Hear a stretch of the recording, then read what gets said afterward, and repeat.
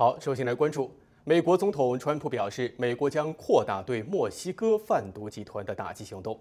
川普指出，美国已经拦下了几乎所有的海陆毒品，接下来要从陆路下手。对此，墨西哥总统周五立即回应说，将通过外交部长和美方直接沟通，加强双方协调。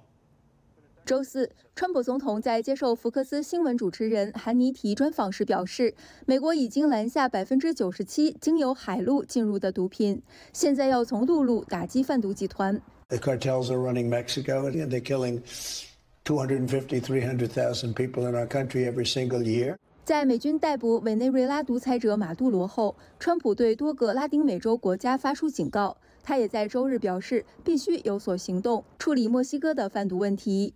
墨西哥方面对美国在境内打击贩毒集团的提案有不同意见。不过，周五，墨西哥总统薛恩·鲍姆表示，他已指示外交部长加强与美国政府的沟通。Pero de todas maneras, le pedí ayer al canciller Juan Ramón de la Fuente que pudiera hacer contacto directo con el secretario de Estado, con el secretario del Departamento de Estado, y si es necesario hablar con el presidente Trump para fortalecer la coordinación en el marco que hemos explicado ya en varias ocasiones. 川普在专访中还谈到唐罗主义，这是部分支持者为他的外交风格创造的名词，源自美国历史上的门罗主义，基本理念是为地区带来安全。It's pretty simple. We don't want drugs pouring into our country. We don't want bad people coming into our country like happened for 4 years. 自川普第2任期以来，美国政府不断加强反贩毒措施，包括将墨西哥犯罪集团列为恐怖组织。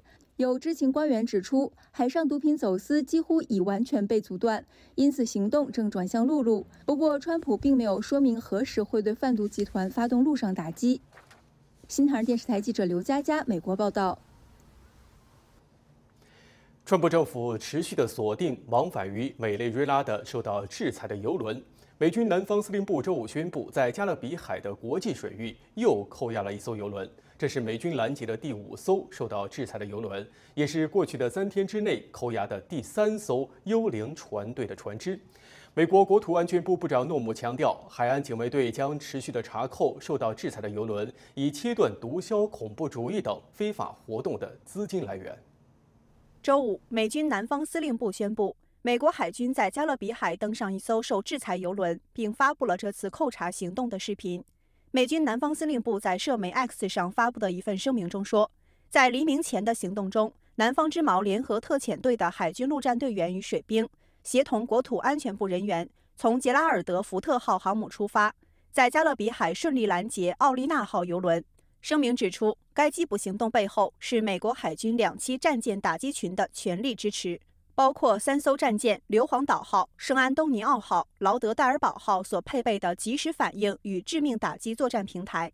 美军南方司令部强调，这次跨部门联合行动再度发出明确信号，罪犯无处可藏。战争部南方长矛行动的使命坚定不移，致力于终结非法活动，恢复西半球安全，以捍卫我们的祖国。奥利纳号是美军拦截的第5艘受制裁油轮，也是过去3天内扣押的第3艘幽灵船队船只。国土安全部长诺姆在社媒 X 透露，作为另一艘涉嫌运送禁运石油的幽灵船队油轮，奥利纳号在从委内瑞拉起航后，曾试图逃避美军追捕。诺姆强调，国土安全部通过与战争部、国务院及司法部的紧密协调，确保登船行动安全有效且符合法律程序。幽灵船队无法逃脱正义的追捕，也不能借虚假国籍藏匿行踪。诺姆强调，海岸警卫队将持续查扣受制裁油轮，执行美国及国际法，切断包括毒枭、恐怖主义在内的非法活动的资金来源。新唐人电视台记者赵凤华综合报道。伊朗民众的示威抗议浪潮持续的延烧。周五，伊朗当局实施了网络封锁，几乎切断了伊朗民众和外部世界的通讯联系，国际电话无法接通，航班全面取消。流亡海外的伊朗巴列维王储号召更多的民众上街抗议暴政。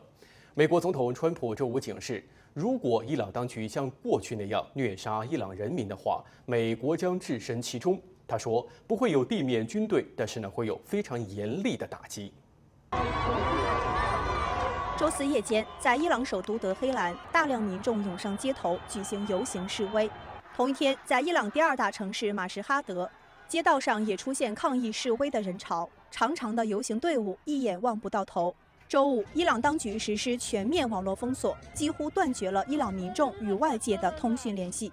When Iran switches off the internet, the measure is essentially near total. We track around 1 to 3% baseline connectivity.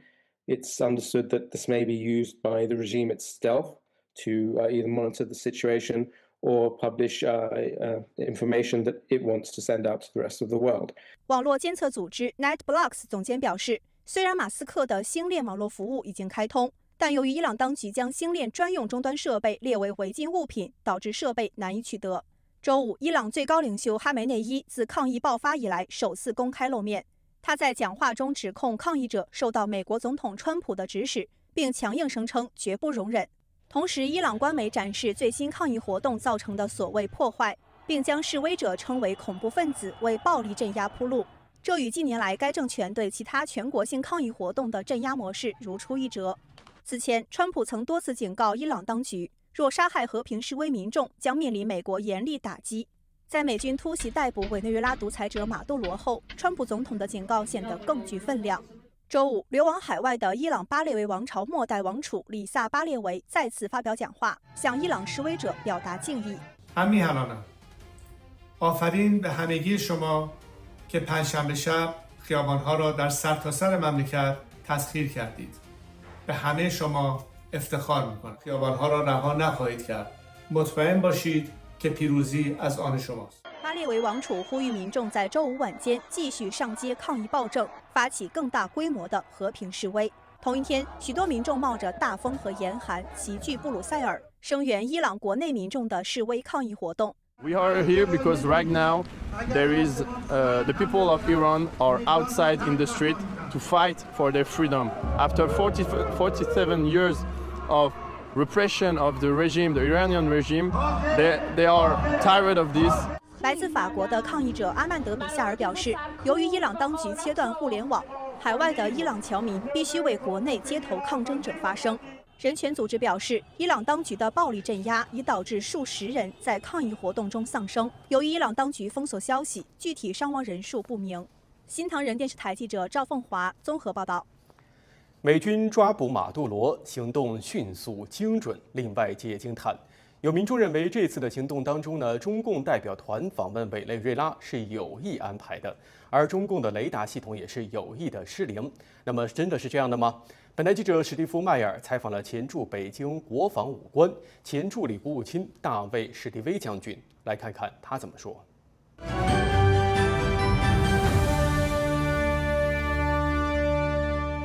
General Stilwell, thank you so much for joining us. 史蒂威将军，欢迎您。我很高兴。现在有报道说，中共制造的军用雷达在这次委内瑞拉突袭中可能失灵了，你怎么看？这是非常正面的说法，让人想起2017年在海湖庄园，川普总统和习近平共进晚餐。那时，我们正在摧毁叙利亚的一个空军基地，因为他用毒气袭击自己的国民。这是在兑现美国的承诺，如果你敢这么做，我们就会反击。也是在告诉中共，现在情况不同了，我们将采取行动。我们不害怕采取行动，我们不再空谈，而是实际去做。这是又一个例子。我毫不怀疑，中共代表团的出访时间与事件有关，或者至少是考量的一部分。这招非常高明，让他们明白，这里是门罗主义的地盘，也可以叫帝国主义，也可以想出各种负面的词来。但事实是，就像巴拿马一样，美国在这个地区有特殊利益。马杜罗政权及其前任查韦斯政权都很野蛮，我们不喜欢看到虐待民众，我们将会采取行动来阻止。这有什么不好？看看纽约市那些人，委内瑞拉人、流亡者，那些逃离委内瑞拉政权的人，他们都欣喜若狂，因为他们会获得新生，有机会过上我们认为的正常生活。最后一点，你知道，美国的行为经常被说成帝国主义，意思就是美国让人民变穷，在剥夺人民，让富有的既得利益者赚取巨额财富。但事实恰恰相反，美国与委内瑞拉友好合作时，投入了大量资金，建立了石油工业等等。共产主义、社会主义阵营的出现，真正摧毁了原本的繁荣。现在整个叙事颠倒黑白，委内瑞拉和美国的合作是有益的，而后来与俄罗斯和中共的合作带来了巨大的伤害。身为前驻北京国防武官，您认为中共是如何看待绝对决心行动的？恕我直言，我不知道中南海的领导层怎么看，但我知道，我打过交道的那些军方人士，需要时不时提醒他们，尽管你们的宣传声称你们的军事实力与美国旗鼓相当，甚至更胜一筹，但事实很清楚，中共军队不可能完成这样的行动。我想起几个月前，一艘中共海军舰艇和一艘中共海警船相撞，他们想拦截一艘菲律宾小型渔船，结果这两艘船没办法躲避，撞在了一起。所以一方面，尤其对习近平传递这样的讯息，中共军队可能没有他们吹嘘的那么厉害；另一方面，美国也在不断提醒他们，我们在军事方面非常出色。这是一个威慑吗？绝对是。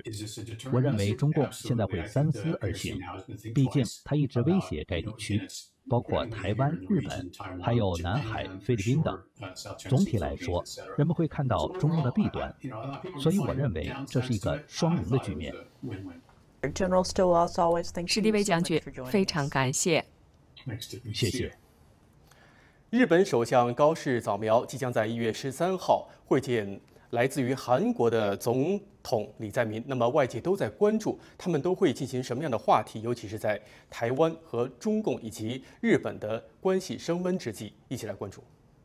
日韩两国政府1月9号同步宣布，韩国总统李在明将于下周2起对日本展开为期2天的访问，并在日本首相高市早苗的家乡奈良县举行首脑会谈。此行是日韩领袖定期互访的穿梭外交一环。目的在延续近年双边关系改善势头，并在复杂的区域安全环境下加强协调。1月13日から14日まで、イ・ジェミョン韓国大統領および同麗夫人が訪日し、奈良県を訪問する予定です。滞在中、高市総理は奈良県にて大統領と日韓首脳会談や夕食会等を行う予定となっております。这将是李在明自去年8月以来再次访日，也是他就任后第5次与日本举行领袖会谈，并与高市时隔约2个半月再度会面。現下の戦略環境の下、日韓関係、日韓米連携の重要性は一層増しております。このような中、両政府は日韓関係を未来志向で安定的に発展させていくために、シャトル外交の実施を含め緊密な意思疎通を行うことで一致をしており、今回の訪日がその重要な機会となることを期待いたしております。另外，双方在对中认知上的立场交流也被视为日韩会谈焦点之一。与此同时，日本政府正加快与理念相近国家合作。外务省宣布，意大利总理梅洛尼将于15号起访日3天，与高市首次面对面会谈。适逢日意建交160周年，双方将讨论下一代战机研发及关键矿物供应链等议题。日本外务省高层指出，欧洲主要国家领袖访日对中共国是重要讯号。新唐人电视台记者田心，美国报道。最近呢，中共攻击美国的基础建设设施的黑客行动呢，引起了各方的关注，尤其是沿台风这个事件。那么目前呢，有国安的高层就透露说呢，中共对美国的攻击渗透呢，已经从传统的间谍活动逐渐扩展到电力系统、水利以及通讯还有交通等等的民生系统。日前，英国《金融时报》披露，与中共国安部关系密切的黑客组织沿台风，去年12月入侵了美国国会多个关键委员会工作人员的电邮系统，涉及外交、情报和军事领域。实际上，中共黑客对美国网络的入侵行动已长达数年之久。前美国国家安全局局长霍格此前接受哥伦比亚广播公司60分钟节目采访时表示，中共对美国的渗透早已从传统的军事与商业间谍活动扩展到关键的民生基础设施。They targeted water, they targeted electrical power infrastructure, transportation are examples of the types of things that were targeted. 霍格指出，中共把攻击基本公共服务纳入所谓的超限战行动是不可接受的。But they are certainly attempting every single day to be able to target telecommunications, to be able to target critical infrastructure, both in the United States and in other countries, and they are doing that to try to ensure that they have an advantage in a crisis or a conflict. 霍格还补充说，中共黑客利用网络漏洞潜入美国基建等系统，得不到任何经济利益，也毫无情报价值，但中共可能企图在突发冲突时将其派上用场。节目里提到，在马萨诸塞州人口仅1万人的小镇利特敦，联邦调查局在2023年就发现，中共黑客潜入当地的水电网络系统已经长达5年之久，而像利特敦这样的基层受害者，在全美已超过200个。面对来自中共的黑客攻击，霍格表示，美国具备极强的应对能力。不过，鉴于其规模攻击之大，他呼吁全美的基础设施运营商必须加强基本的安全防护，因为毕竟阻止黑客入侵的成本与难度要低得多。新唐人电视台记者付宇综合报道。好，我们再来关注俄乌的战火呢是持续的延烧。就在周五的凌晨，俄罗斯向乌克兰全境发动了大规模的空袭。那么其中呢有一个地方是位于乌克兰的西部城市，名字叫做利沃夫地区呢。而这个地方呢是北约和欧盟交界的波兰的边境附近，引发了乌克兰直呼说，这个袭击呢是威胁到了欧洲的安全。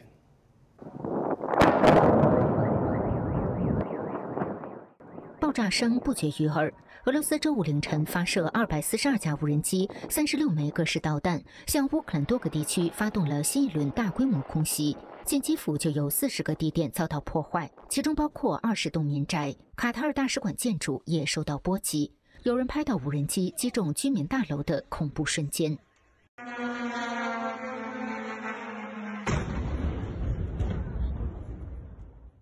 袭击导致4人丧生。由于关键基础设施严重受损，基辅一半的公寓大楼失去了电力和水暖供应。市长克里奇科甚至敦促市民尽可能撤离。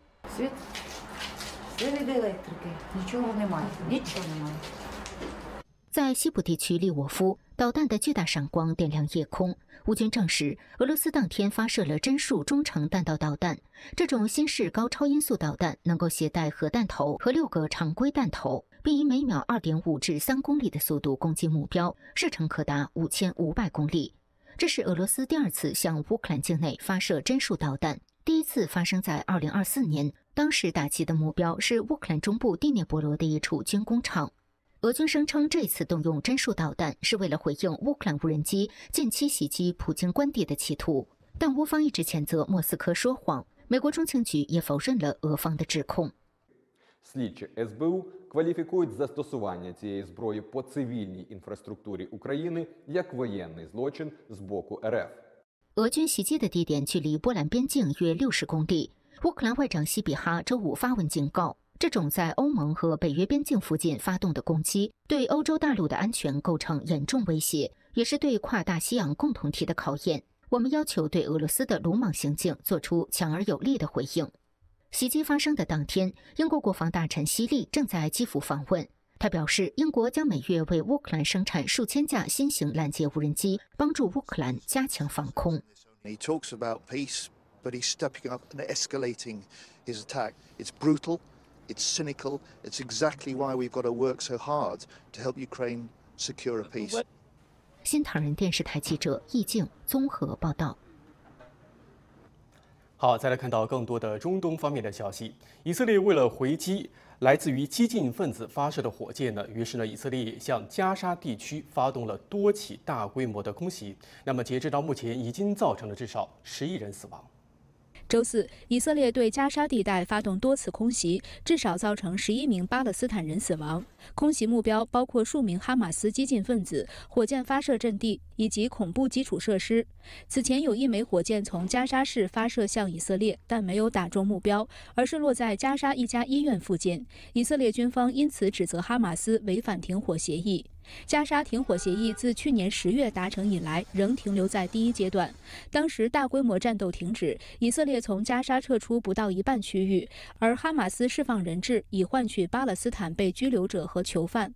以色列官员表示，在哈马斯归还最后1名仍被扣留的以色列人遗体之前，以色列不会进入停火的下一阶段，也不会开放连接加沙与埃及的拉法口岸。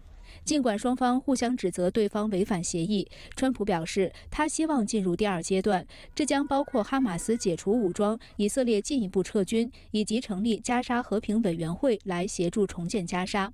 预计将代表该委员会在当地运作的前联合国中东特使克莱姆拉德诺夫，周五在拉玛会见了巴勒斯坦权力机构高层侯赛因谢赫，两人讨论了加沙局势如何推进第2阶段，以及川普计划的执行方式。据1名美国官员透露，川普预计本月公布委员会成员名单，最早可能在下周。姆拉德诺夫周四还在耶路撒冷会见了内塔尼亚胡和部分高层顾问。内塔尼亚胡办公室重申以色列立场，哈马斯必须解除武装，加沙应实现非军事化，符合川普的计划。新唐人电视台记者刘佳佳美国报道。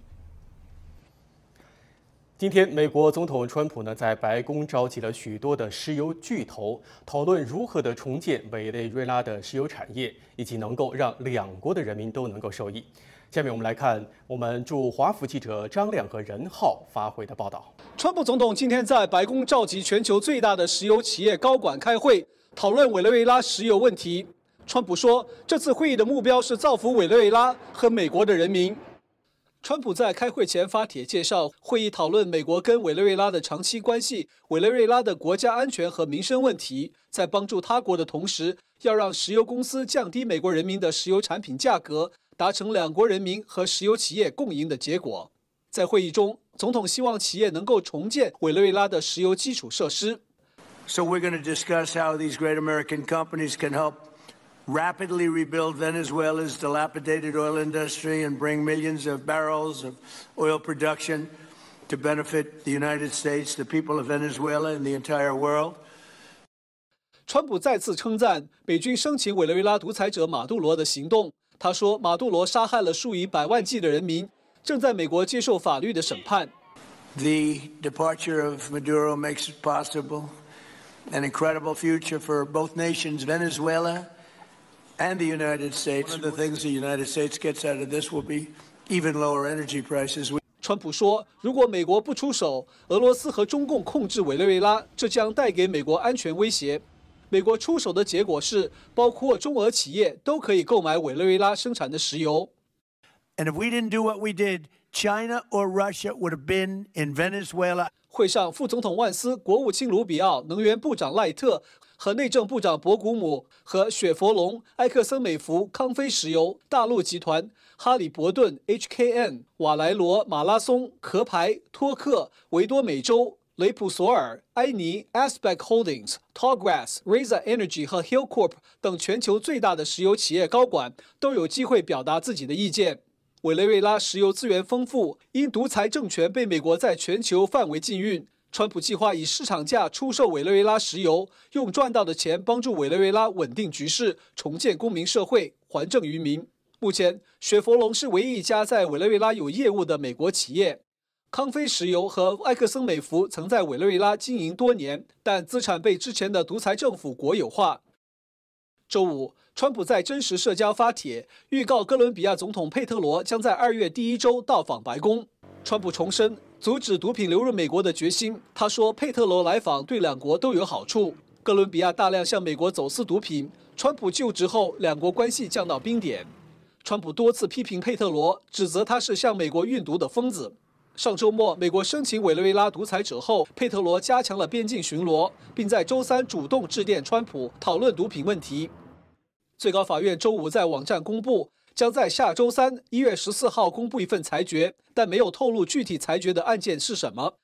按照惯例，大法官不会提前公布要裁决的案件，但外界认为下周3是裁决川普是否有权利引用国际紧急经济权利法征收关税案。周五早间，最高法院在晨读中列出超过1000家企业赶在高院裁决前起诉川普关税政策，期望一旦裁决为总统无权，这些企业能追讨退税。美国海关和边境保护局数据显示，川普加征的关税在2025年2月4号到12月14号期间，为联邦政府带来1335亿美元收入。上周，海关宣布从2月6号起，所有关税退税将采取电子发放，这让所有在2025年被多征关税的企业解读为联邦政府已做好退税准备。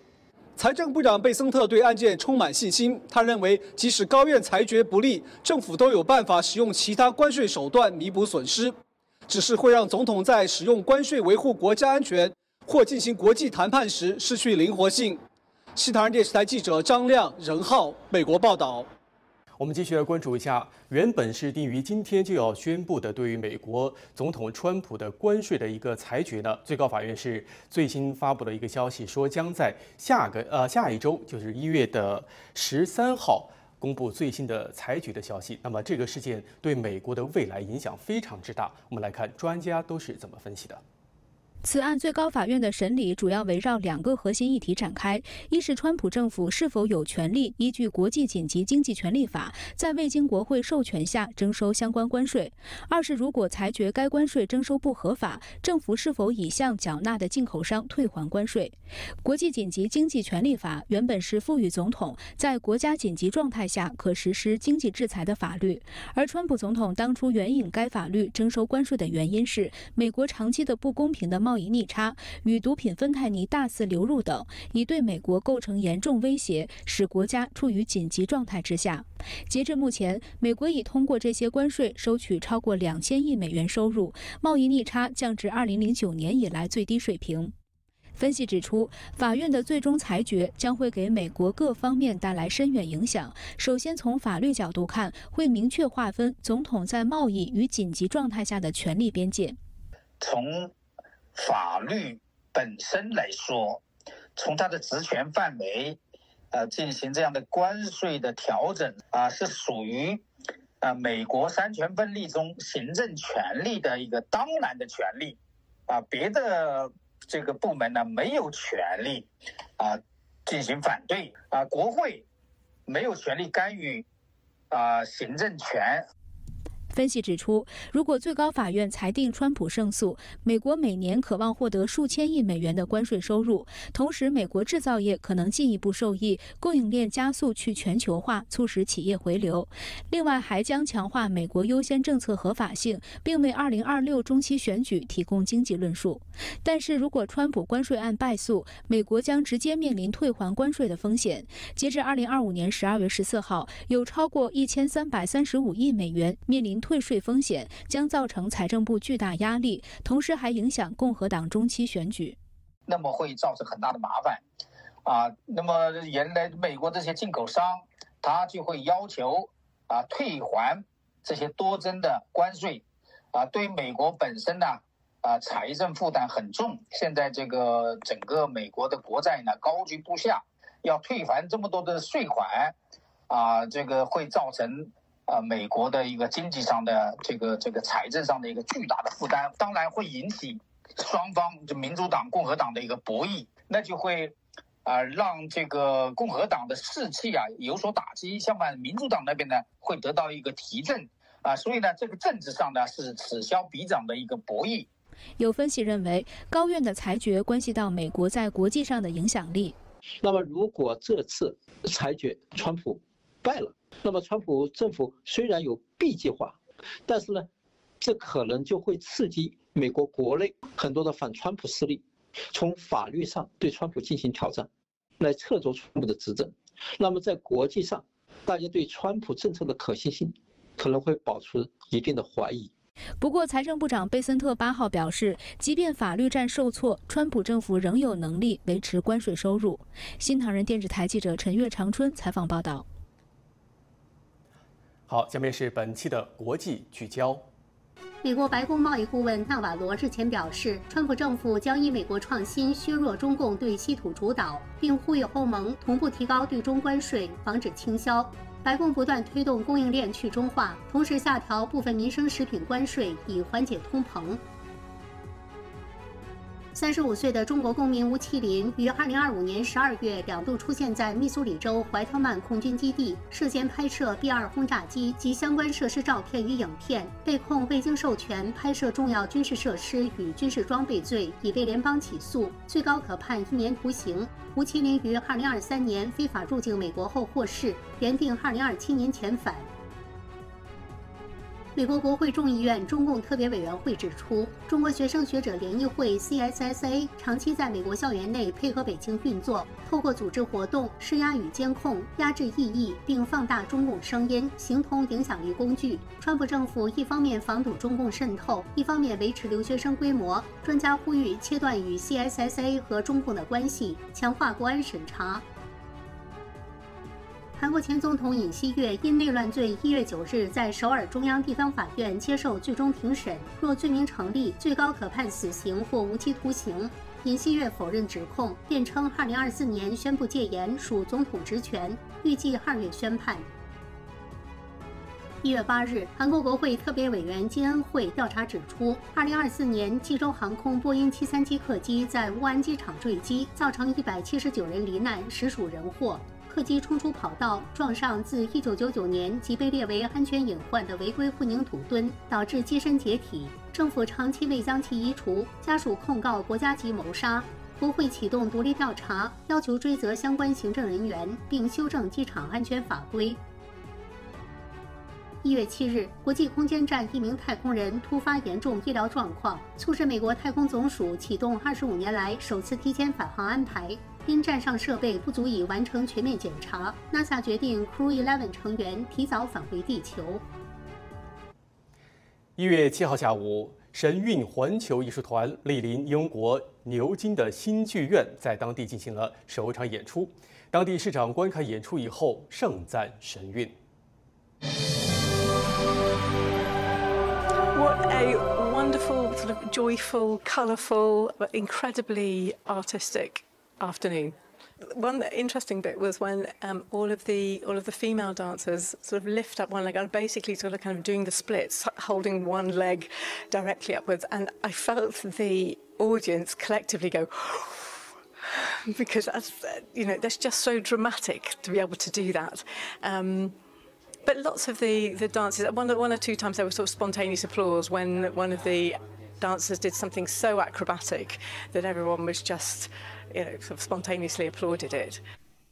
路易斯·阿普顿女士现任英国牛津市市长，同时也是牛津市议会议员。她长期参与市议会事务，关注城市规划与公共参与，并以市议会自行车推广大使身份推动城市骑行与活跃交通，持续支持地方公益与社区发展。作为市长与市议会成员，路易斯·阿普顿女士也从观众的角度分享了她对演出细节的感受。There's something really special about hearing live music, isn't there? So that was joyful and lovely to hear the really different kind of instruments, the Chinese musical instruments that we're not used to hearing, but with the backdrop of the more traditional sort of Western orchestra, but picking out the melodies with the traditional Chinese instruments was very special, really interesting to hear. You can see that all the dancers function as one unit. Every movement was in sync, everything they did together, even just, I was really noticing what they did with their hands. So every hand movement was beautifully precision, calculated, I could see, and moved together. So that sense that they were all acting as one came through very clearly, I think. And also the joy, I think they all really enjoyed doing it. You can see they're smiling and enjoying it. So clearly I'd imagine that they are all good friends and that they really think of themselves as a unit. 他也提到，神韵演出在带来美好感受的同时，也引发了他的思考。Well, I think a lot of them were sort of timeless messages about selflessness and not being selfish. So a lot of them, I think, resonate with probably with all faiths and none. I would say a lot of the stories. So it's a lovely piece of entertainment. That's really good. But I can see that there are, as I said, universal messages coming through with this as well.